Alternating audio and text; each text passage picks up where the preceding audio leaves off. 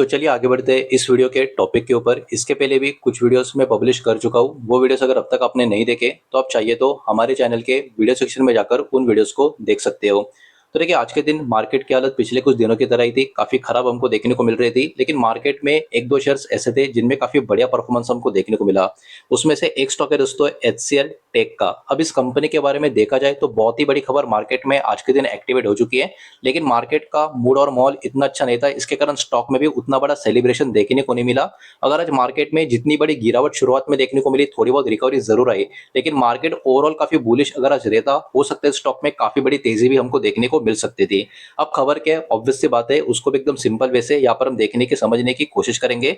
Stock का आज का प्राइस 1270 के आसपास का है, 2% की तेजी खराब मार्केट में भी इस स्टॉक में हमको यहाँ पर देखने को मिली है। सबसे पहले स्टॉक का इंट्राडे का पैटर्न की बात करें, ठीक ठाक टाइप का पैटर्न यहाँ पर स्टॉक का हमको इंट्राडे में देखने को मिल रहा है। और जहां तक बात करें इस स्टॉक के लॉन्ग टर्म के मोमेंटम की, तो लॉन्ग टर्म का मोमेंटम भी स्टॉक का कहीं ना कहीं काफी अच्छा खासा देखने को मिलेगा। लॉन्ग टर्म के मोमेंटम में आप देख सकते हो 2000 के बाद स्टॉक में 2002 के आसपास गिरावट, फिर 2007 तक तेजी थी, फिर से 2008 में गिरावट, वो फाइनेंशियल क्राइसिस वाला माहौल था।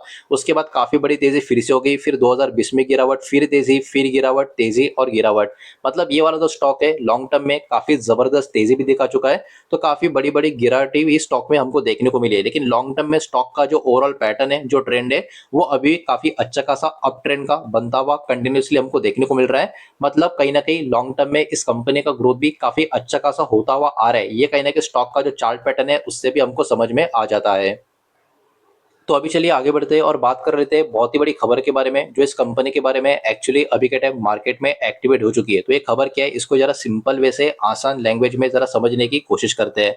तो देखिए, HCL टेक अभी अपने आप को प्रिपेयर कर रही है एक बहुत ही बड़े मूव के लिए, और ये मूव पूरा का पूरा आर्टिफिशियल इंटेलिजेंस यानी AI सेक्टर से कनेक्टेड आपको नजर आएगा। कंपनी एक्चुअली सेटअप करेगी अपना पहला फर्स्ट AI डेटा सेंटर, और इसका जो ओवरऑल आप कह सकते हो प्रपोजल है, वो ओडिशा सोएगन एआई पार्क का आपको नजर आएगा। तो देखिए, ये अपने आप में काफी बड़ी अपडेट इस कंपनी के लिए आपको देखने को मिलेगी, इस इंडस्ट्री के लिए आपको देखने को मिलेगी। और सबसे इंपॉर्टेंट चीज ये बात आपको ध्यान में रखनी होगी, ये जो प्रोजेक्ट है डेवलप किया जाएगा पार्टनरशिप में, जिसमें ओडिशा गवर्नमेंट और सर्वम ये दोनों मिलकर यहाँ पर कामकाज करते हुए आपको नजर आएंगे। तो कहीं ना कहीं जो AI डेटा सेंटर ये अभी यहाँ पर जो सेटअप किया जाएगा, जो पहला AI डेटा सेंटर होगा, ये एक्चुअली HCL टेक का प्रपोज एंट्री माना जा रहा है फुल स्टैक AI मार्केट के लिए। तो कहीं ना कहीं ये HCL टेक के लिए देखा जाए तो बहुत ही बड़ी उपलब्धि, बहुत ही बड़ी बात यहाँ पर हमको देखने को मिल रही है। अब देखिए, इसमें जो इन्वेस्टमेंट का डिटेल्स का नंबर देखने को मिल रहा है, ये भी काफी इंटरेस्टिंग है। बिकॉज इस पर्टिकुलर AI डेटा सेंटर के लिए जो प्रपोज कैपिटल इन्वेस्टमेंट है प्रोजेक्ट का, वो 14,257 करोड़ के आसपास का यहाँ पर बताया जा रहा है। इतना ही नहीं, प्रोजेक्ट के लिए एक्सपेक्ट किया जा रहा है कि रिसीव होगा फाइनेंशियल असिस्टेंट ओडिशा गवर्नमेंट की तरफ से भी। तो कहीं ना कहीं इसमें बहुत ही अच्छा खासा कैपिटल का सपोर्ट गवर्नमेंट की तरफ से, सरकार की तरफ से भी मिलने वाला है या मिल सकता है। ये वाला बात भी हमको कहीं ना कहीं यहाँ पर देखने को मिल रहा है। अब इसके कारण हमारे कंट्री का जो पूरा का पूरा AI का इकोसिस्टम है, उसके लिए भी ये काफी बड़ा बूस्ट रहने वाला है। बिकॉज कहीं ना कहीं ये जो इन्वेस्टमेंट है, इसका जो मेन एम है, जो मेन टारगेट है, वो हमारे कंट्री का जो का AI मिशन है उसको मजबूती देने के ऊपर है। तो कहीं ना कहीं इसके कारण एक बहुत ही बड़ी हेल्प, बहुत ही बड़ा बूस्ट पूरे के पूरे AI इकोसिस्टम को यहाँ पर मिलेगा इस पर्टिकुलर एक मूव से। इतना ही नहीं, ये भी एक्सपेक्ट किया जा रहा है कि इसके कारण जो लोकल AI डेवलपर का इकोसिस्टम होगा हमारे कंट्री का, उसमें भी सपोर्ट मिलेगा, उसमें भी ग्रोथ होता हुआ देखने को मिलेगा। तो ये भी बहुत ही बड़ा प्लस पॉइंट इस एक मूव से हमको देखने को मिलेगा। साथ ही साथ HCL टेक यहाँ पर कंबाइन करेंगी पूरा फुल स्टैक AI कैपेबिलिटीज सर्वम का फाउंडेशन AI मॉडल के साथ। तो यहाँ पर एक्चुअली इस पार्टनरशिप का जितना हो सकता है उतना बेस्ट इस्तेमाल HCL टेक का द्वारा यहाँ पर होता हुआ नजर आएगा, ये बात हमको देखने को मिल रही है। और उसमें एक और काफी अच्छी बात आपको ये भी देखने को मिलेगी, कंपनी ये भी प्लान कर रही है कि ये लोग डेवलप करेंगे AI एप्लीकेशन दोनों के लिए, किसके लिए, गवर्नमेंट के लिए भी और प्राइवेट सेक्टर के जो ऑर्गेनाइजेशन है उसके लिए भी, अलग अलग इंडस्ट्रीज में उनको यूज करने के लिए।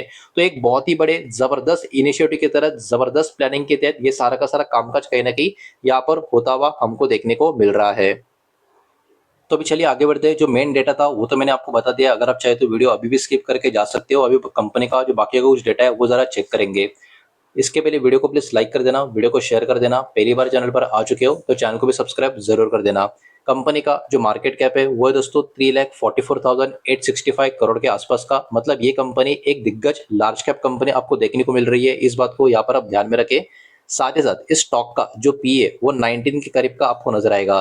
तो कहीं ना कहीं स्टॉक का ओवरऑल पी भी ठीक ठाक नजर आएगा। इसको अगर आप इंडस्ट्री से कंपेयर करोगे तो इंडस्ट्री का पी आपको 21 देखने को मिलेगा। इसका मतलब क्या होता है? इसका मतलब ये होता है कि इंडस्ट्री का जितना डिमांड चल रहा है, स्टॉक का डिमांड कंपेयर टू इंडस्ट्री कम है। और ये कोई मामूली कंपनी नहीं है, ये एक दिग्गज आईटी कंपनी है। तो कहीं ना कहीं मैनेजमेंट अब जिस तरीके से कंपनी के लिए आगे की प्लानिंग कर रहा है, सब कुछ सही रहा। तो क्योंकि डिमांड इंडस्ट्री का ज्यादा है, स्टॉक का कम है, मतलब स्टॉक को चेस करने की अपॉर्चुनिटी यहाँ पर और भी अच्छी खासी हमको देखने को मिल सकती है।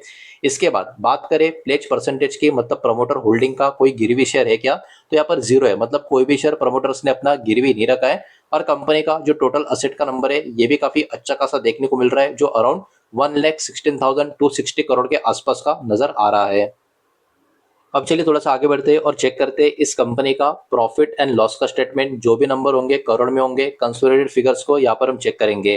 पिछले 4 साल का जो नंबर होगा उसको यहाँ पर हम चेक करने वाले वन बाय वन।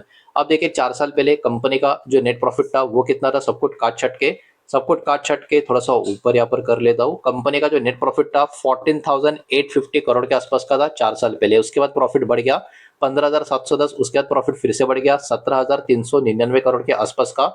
और अभी के टाइम पिछला फाइनेंशियल ईयर में कंपनी का प्रॉफिट निकल कर आ रहा है 16,652 करोड़ का। याद रखना ये profit compare to previous year थोड़ा नीचे की तरफ जा चुका है, लेकिन ये लॉस नहीं है, प्रॉफिट थोड़ा सा कम हो चुका है। तो कहीं ना कहीं पिछला फाइनेंशियल ईयर कंपनी के लिए उतना प्रॉमिसिंग देखने को नहीं मिल रहा था, जिसके पहले 3 साल कंपनी लगातार ऊपर की तरफ जा रही थी। मतलब पिछला साल को अगर हम छोड़ दे और उसके पहले के 3 साल देखे तो कंपनी एक प्रॉफिट ग्रोइंग कंपनी थी, वैसा हम बोल सकते थे।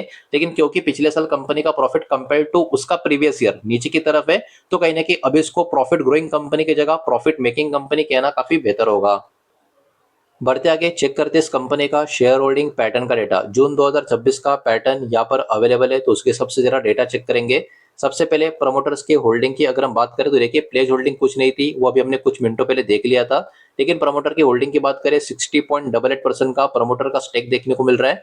उसके बाद एफएस की होल्डिंग की बात करें तो एफएस की होल्डिंग अराउंड 15% के करीब की देखने को मिल रही है।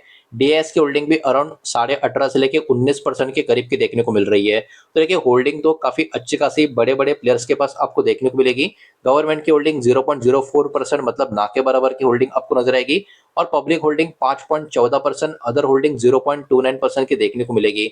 मतलब 5-5.5% की होल्डिंग को अगर हम निकाल दे तो देखिए अराउंड 95 से लेके 96% की जो होल्डिंग है तीन बड़े प्लेयर्स प्रमोटर एफएस डीएस के पास है। ये भी कहीं ना कहीं एक काफी मजबूत होल्डिंग किसी भी कंपनी के शेयर होल्डिंग पैटर्न के लिए मानी जा सकती है। तो देखिए ओवरऑल बात करें, जो नया एआई डेटा सेंटर का जो खबर निकल कर आ रहा है वो कहीं ना कहीं इस कंपनी के लिए अभी के टाइम काफी बड़ा ब्रेक थ्रू किसी ना किसी तरीके से माना जा सकता है। बिकॉज इसका जो रियल इंपैक्ट होगा वो कहीं ना कहीं लॉन्ग टर्म में देखने को मिलेगा। हो सकता है कुछ दिन इस पर्टिकुलर खबर के वजह से स्टॉक में बहुत सारे सिनेरियोस हमको देखने को मिले, लेकिन ये तो है काफी अच्छी खबर इस कंपनी के लिए लॉन्ग टर्म मीडियम टर्म के हिसाब से। तो इसके कारण ये वाला शेयर मार्केट की फोकस में कंटिन्यूअसली बना रह सकता है। यही सारा डेटा इस वीडियो के माध्यम से आपके सामने प्रेजेंट करना था। जो भी डेटा मैंने आपके सामने प्रेजेंट किया है सब कुछ इन्फॉर्मेशनल एजुकेशनल न्यूज पर्पस के हिसाब से, ये किसी भी तरीके का इन्वेस्टमेंट का एडवाइस या स्टॉक का रिकमेंडेशन मैं आपको दे रहा नहीं हूँ, नहीं मैंने आपको दिया है। इस बात को भी यहाँ पर आप ध्यान में रखें। उम्मीद करता हूँ वीडियो समझ आया होगा, पसंद आया होगा तो वीडियो को लाइक करें, दोस्तों शेयर करें। पहली बार चैनल पर आ चुके हो तो सब्सक्राइब भी कर देना। और कोई भी स्टॉक में निवेश करने से पहले खुद की स्टडी रिसर्च जरूर करें, फाइनेंशियल की सलाह जरूर ले। मिलते हैं नेक्स्ट वीडियो में, धन्यवाद।